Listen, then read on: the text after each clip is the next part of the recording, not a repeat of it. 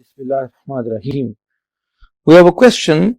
I've heard that there is no coercion, no one can be forced into Islam, but why then do some people force us to offer the salah and such?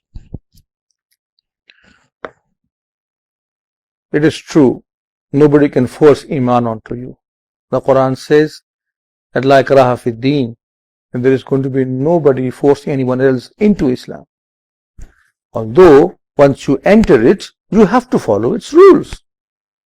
You don't enter into a college or a school or a university and a military academy for that matter and expect that once you are in, and once you're in by your choice, now that you're going to be forced to do something. Yes, now you're going to be forced to follow its rules. Now you have to abide by the regulations and the system. So you're a Muslim, alhamdulillah, once you are in, yes, before you were in, that's a different thing altogether. Nobody can force you into Islam. But once you are in, then why did you come in? Because you will follow the instructions of Allah subhanahu wa ta'ala and His Rasul sallallahu alaihi wasallam.